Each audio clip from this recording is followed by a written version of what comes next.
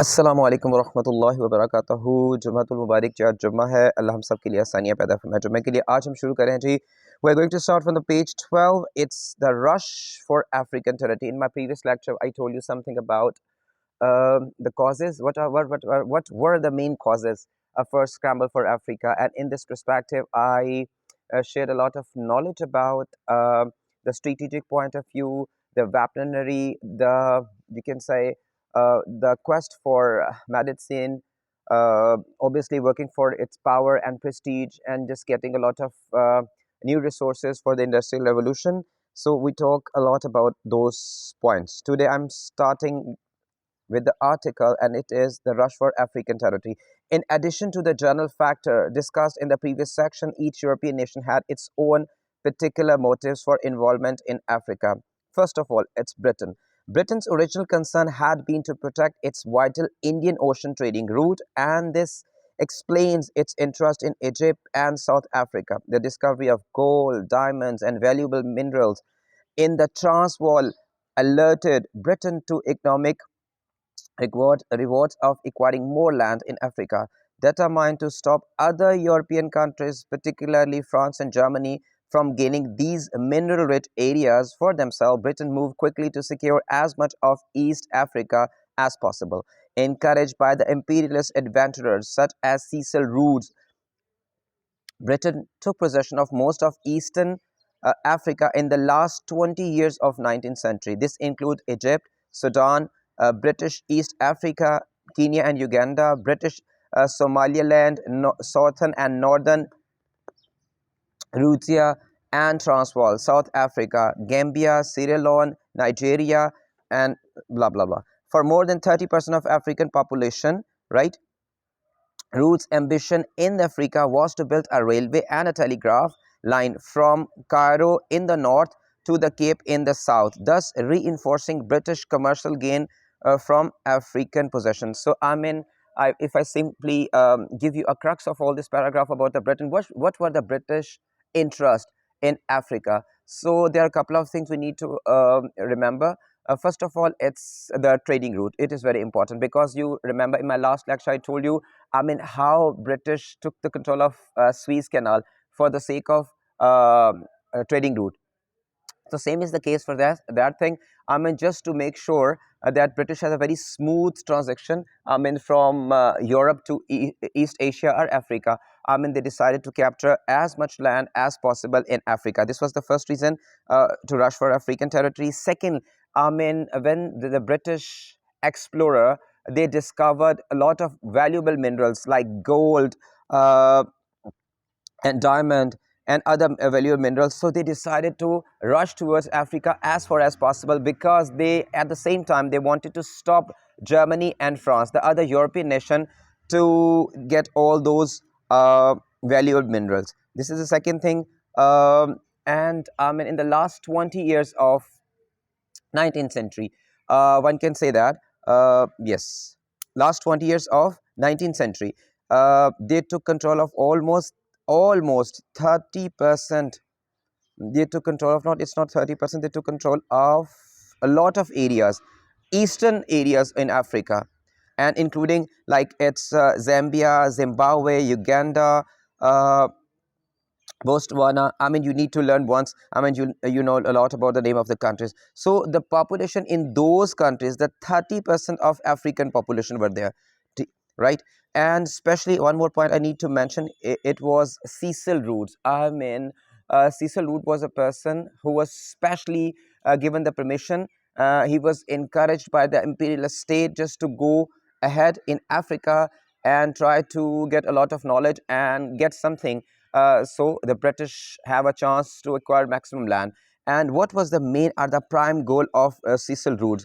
He was the one who wanted to introduce railway tracks, for the smooth transaction for the trade, and secondly, telegraph. So it will be easier for them just to have a better communication. No, France. Why France rushed towards African territory? As I mentioned earlier, Britain took the eastern side of Africa. So France, while Britain concentrated on Eastern Africa, France were more active in the west and northwest of the continent. As a result of involvement in a slave trade, France had established secure control of the coastal regions of Senegal and Algeria. In the late 19th century, the French moved inland in the search of raw materials such as palm oil and timber, a new market for their industrial output. French politicians believed the development of a large overseas empire was essential to enhancing their country's wealth, prestige, and power.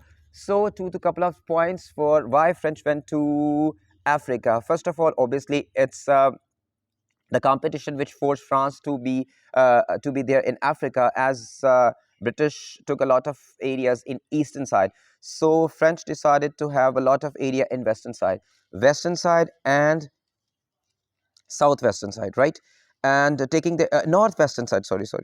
And as I mentioned earlier, it is all of the due to the slave trade, have a lot of control on those areas. And the areas covered these days, the countries were Algeria and Senegal.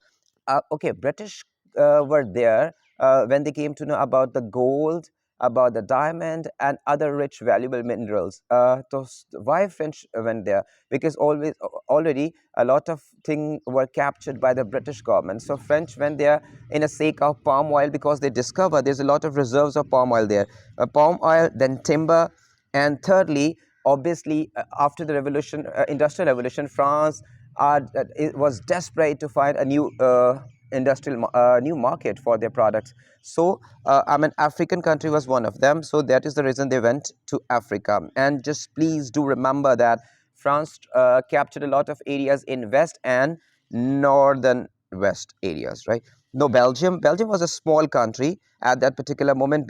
Belgium had only won independence from the Netherlands in 1830, and the King Leopold, okay, was determined to increase his own wealth and put his country on the map by claiming the enormous Congo basin. The king was prepared to use his own wealth to pay for a colony that was considerably larger than the Belgium itself. So why Belgium went there? Because obviously Belgium was there. First of all, I mean, we need to learn one thing. Belgium got independence from the Netherlands in 1830, and Belgium was a very small country. It was a colony previously. It was a colony previously of Netherlands, the Empire of Netherlands. So after the getting independence, uh, getting independence from Netherlands, the King Leopard, I mentioned in my last lecture, he was very, you can say, very greedy person, and he wanted to get maximum land as possible. So he spent his own money. He spent his own money and his army just to get maximum land in Africa, right? And the area he was interested in was the Congo basin, the area which is almost around the river of Congo. Portugal, determined not to be left behind in the race to acquire African land, Portugal reasserted its long established claim to Angola and Mozambique. So, I mean, you need to learn just once the name of the countries, and the countries are the colonies they acquire. So, Portugal, then Germany. Germany did not enter the Scramble until 1881. So, one can say that Germany was the last country. Germany was the last country who decided to get involved in Africa. And it was a pressure from the businessmen and industrialists. They forced the government to change its previous policy of opposition to colonizing distant land. Uh, of it's an activity left Germany in the control of Cameroon and the part of Nigeria, German East Africa, Rwanda, Burundi, and most of the Tanzania, German Southwest African, Namibia, and Togoland, part of Ghana. By the time Germany entered the race for African possession, most of the profitable areas had already been taken by other nations, and Germany colony in East Africa cost the country considerably more than they were worth. So, I mean, as I mentioned earlier, there are a lot of countries who entered in Africa for different purpose. Germany was the last country, and Germany was the only country, one can say that, who didn't get that much profit from his entrance in Africa. So we got the Treaty of Berlin. It is very important treaty which was signed within the European countries, and it was signed in 1885. Berlin, obviously, it was the part of Germany then. The Scramble for Africa may have begun for logical, strategic, and commercial reasons, but it rapidly descended into a mad rush for overseas possession. European countries seems determined to seize as much African land as possible, regardless of its potential value, simply to prevent its falling into the hands of their rivals. It had become an issue of national pride. So this is reason why they decided to sign a treaty, because it was unnecessary race between the European countries. I mean, regardless of the importance of the land, either the land they are going to acquire, they are going to make their own colony. They are not concerned. I mean, what they can had at that particular moment from a specific land, but just for a race, just to prove that they have more land within the country, they are more powerful. Just to have national pride, that if, for instance, Germany is acquiring so many lands, so why Britain lagged behind? So just for the sake of competition, different European countries decided to take part in this race in Africa. So they naturally open up the risk of direct conflict breaking out between competing nations. In an attempt to prevent this, the representatives from 13 European states met at Berlin Conference in 1885. Together, they reached an agreement regarding the parts of Africa in which each country had the right to pursue ownership of land without interference. The resultant Treaty of Berlin was designed to regulate European colonization and trade in Africa. The main articles of the treaty established that. There were a couple of points we need to learn in Treaty of Berlin, and you must learn these points because it is possible that in a reference, in any statement, we need to learn why the Treaty of Berlin was very important at that particular moment. The points were, in order to take possession of an African territory, a European nation would have to inform other government of its claim immediately and demonstrate that the treaty was effectively occupied. Okay, why this treaty was all about? First of all, the first point was that almost there are 30 nations which are, I mean, competing for the land in Africa. So if a country was able to acquire a land, it is not only the acquiring, but the effective control means all the situation, the political, economic situation is under the control of that particular country. Then they can simply give a statement: this land is ours. This land is under our colonization. This land is under our empire. So the other nation would stop suing that land. So it means obviously it is not a risk of a conflict. I mean, if they simply give a statement, yes, the things are under control in that particular region. Secondly, free passage should be given to all ships on the Niger and Congo rivers. As in Africa, there are a couple of rivers that were very important for the sake of trade, and Niger and Congo were one of them. So the free passage mean, I mean, all the countries which were involved in Africa, they are free to move in those rivers, especially those rivers. I'm talking about Niger and Congo. Slavery should be abolished throughout the continent. And third, it is very important point. I mean, the slavery is not allowed in the continent of Africa. So the country are not supposed to take people from Africa to their own country for the sake of labor or slavery. In many ways, the outcome of Berlin Conference added further impetus to the race of the new land. In particular, there was a clash between the rival ambition of France and Britain. While France was expanding rapidly eastward from French West African towards its possession in Somaliland, the British were expanding southwards from from Egypt towards the Cape. Their path crossed in Sudan. In 1898, a French expedition under Major Marquand met a British force led by Colonel Kitchener in the village of Fashuda. Both claimed Sudan for their respective countries. For a time, open conflict seems likely, but in the end, neither country was prepared to go for a war over Africa, and they reached a compromise. France recognized British possession of Egypt and Sudan, while Britain formally acknowledged the French presence in Morocco. Right. Events such as Fashuda incident have led many historians to see the scramble for Africa as a safety valve, a way for European nations to play out their game of power politics without the risk of a major war. Okay, this is an example why the importance of the Treaty of Berlin. One of the importance was, one of the results of this treaty was, there was a risk of war between France and Britain. As I mentioned earlier, obviously, the British were capturing a lot of land from eastern side. So they are simply rapidly increasing their land from eastern side and from western side and northern western side. right? France were there just to capture, try to have enhance their territory in Africa. So there was a point where the two forces met with each other, and it was Sudan, a Fashuda particular city in Sudan, and there was a risk of war between these two countries. But after consultation, after having a lot of meetings with each other, they decided, we shouldn't go for a war. Rather than they agree on a point that there are two countries like Egypt and Sudan. They were considered to be under the control of Britain, and as a result, Britain formally announced, okay, we simply accept French presence in Morocco. But there was a benefit of the Treaty of Berlin that two big powers in Europe, they decided to calm down and have a settlement over African land. The Boer Wars, this is the last article I'm going to teach you today. The Boer Wars, as the British experience in Southern Africa soon demonstrated, ownership of African colonies were neither peaceful nor without far-reaching consequences. Maintaining control of Cape Colony involved constant border wars with native tribes, notably in the Anglo-Zulu War of 1879. Moreover, British rule was resented by the Boers, the former of Dutch descent. Okay, what was the Boer War? We need to understand one point. As in the Treaty of Berlin, we came to know, there was a settlement between British army and the French army.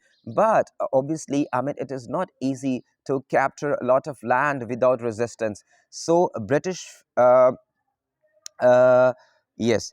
So the first, you can say, the activity against the British occupation in Africa, it was from the native tribes, which were the descent of from Dutch, Netherlands, and it was a war. It was war in 1879. The war was Anglo-Zulu War, right?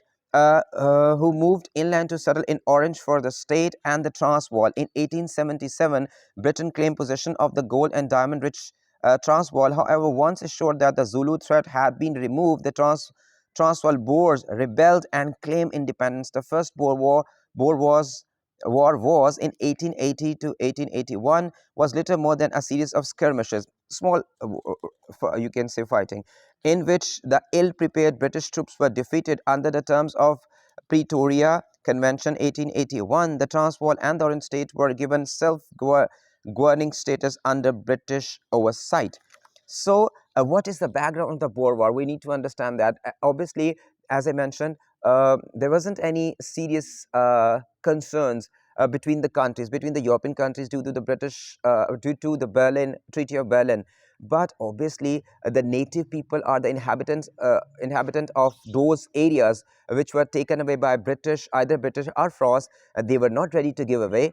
Obviously, they need to fight for their freedom. So the farmers from the Netherlands, and they simply entered into different states. The Transvaal, with the states were very famous for gold and diamond. So when British acquired those land, there was a rebel within the tribes, and they decided not to give away. So British were not prepared mentally or physically for the war. And in the first Boer War in 1881, right, the British lost the war.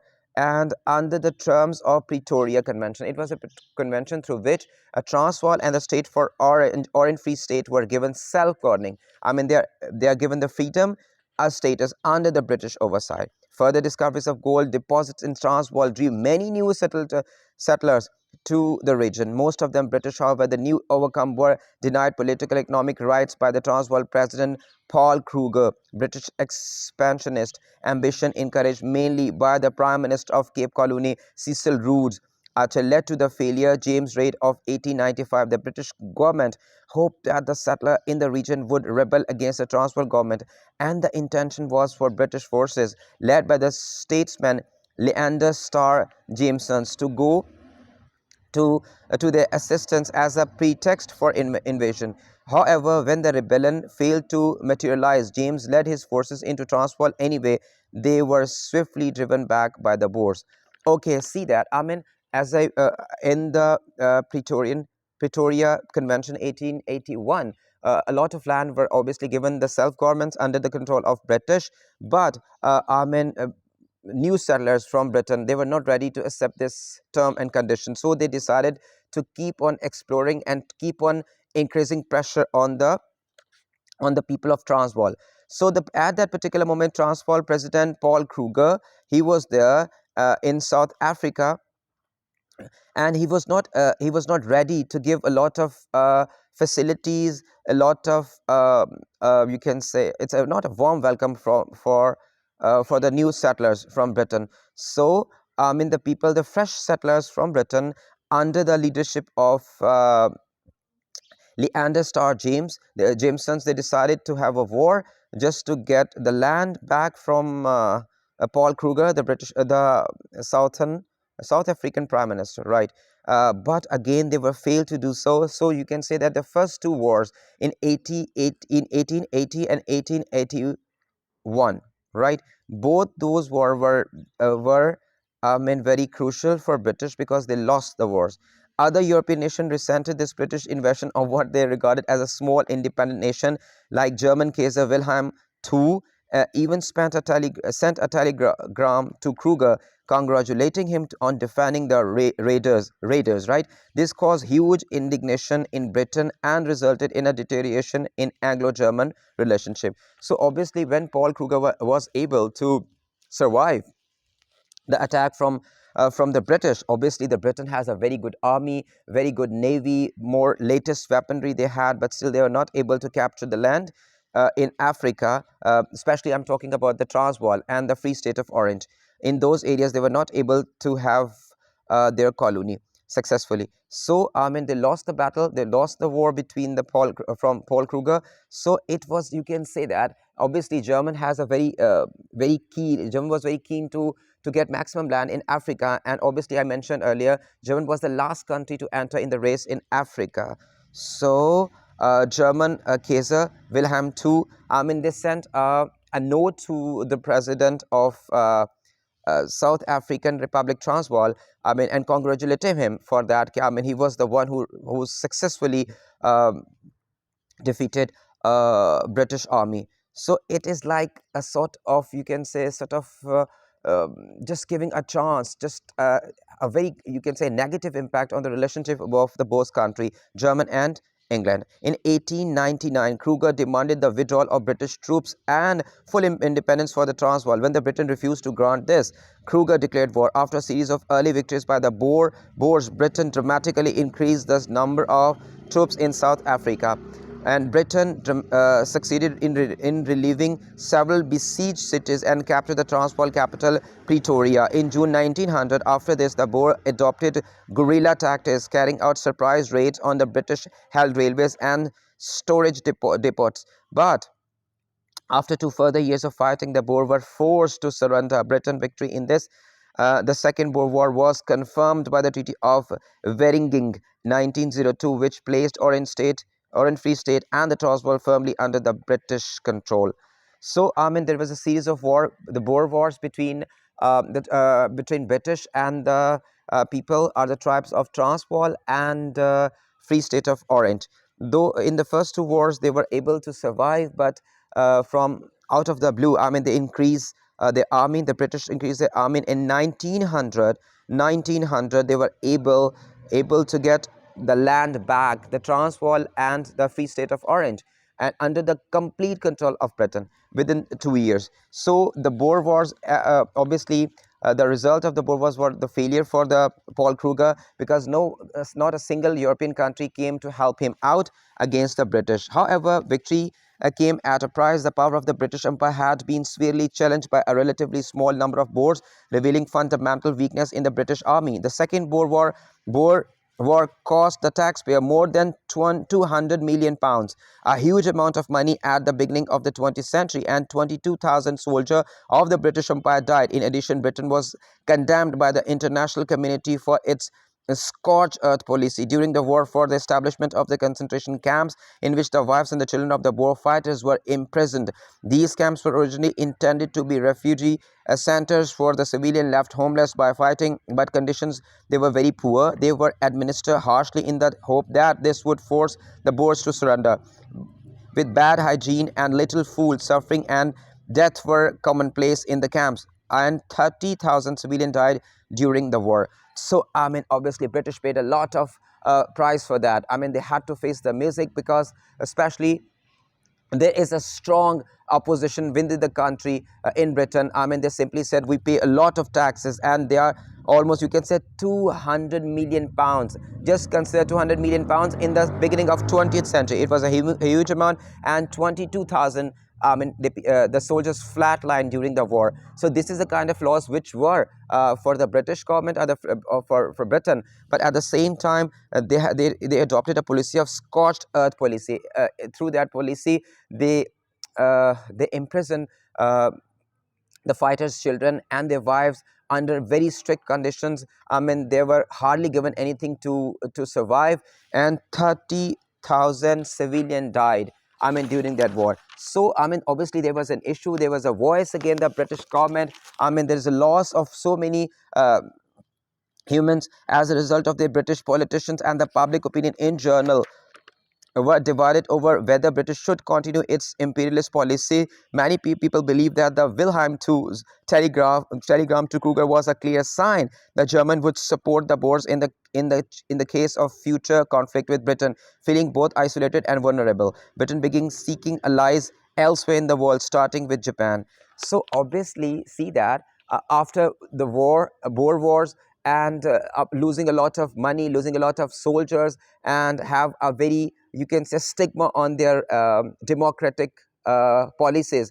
Britain decided to do something else, and they decided, because according to the people, according to the mass in Britain, they simply said we lost a lot of money. There was casualties during the war, and even they lost their own soldiers, the families of those soldiers. I mean, they were very annoying at that particular moment. They were totally against the policies of the Britain. And one more thing which were the people were facing, they have a hot sort of sign that it is possible that after the telegram of Wilhelm II or the case of German, I mean, to the Paul Kruger, it is a chance that there might be a sort of war between Germany and Britain. So I mean, what is the outcome? What is the advantage of having a lot of areas in Britain, in South Africa, by the British government? So it's useless. So the first time there was a voice against the government's policy. The effect of the scramble for Africa. The European colonizers claim to have brought benefits to the African people, and there is some truth to these claims. They developed states with efficient systems of administration and government. They provided education for the native inhabitants. They created new system of transportation and communication. They engineered water sanitation system. They provided medical care and hospitals. They introduced more efficient methods of farming and new productive crops such as maize, pear, cassava, cotton, sisal, and plantation.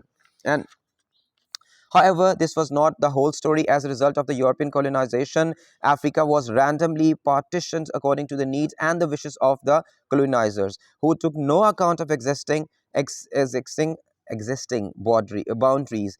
With little knowledge of the local geography, no understanding of the tribal or ethnic grouping of the local people, and a steadfast refusal to take into account the opinions of the local chieftain, borders were drawn arbitrarily. So this is we have, I mean, for there, I mean, the Boer Wars, the consequences. Obviously there is a couple of positive activities as well by the invasion of a British government. I mean, they introduced a lot of new things. Education were there in Africa. People don't have any knowledge about the world, what is going on around them. So they introduced new things.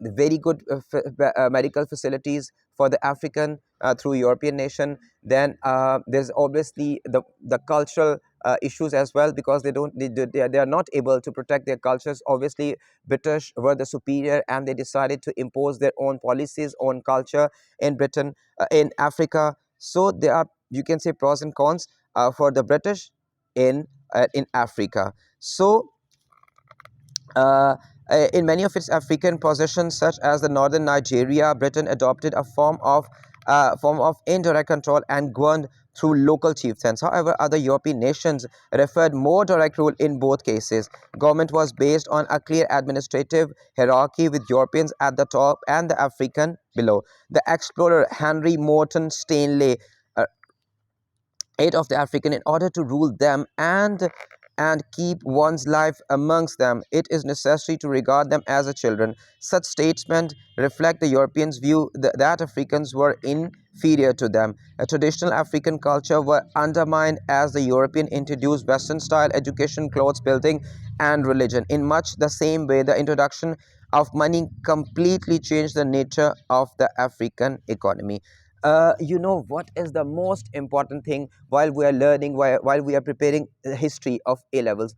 I mean, you need to understand the events, you need to understand the dates, you need to understand the statements, the references. Because if you want to get good marks, good grades in A levels, the most important thing is that you have the dexterity to understand the statements. Like we have British Prime Minister Lord Salisbury in the speech given in 1890. So if you understand the scenario, I mean it is 1890s, you must remember something what happens near 1890, right? We have been engaged in drawing lines upon maps where no white man's feet have ever trod.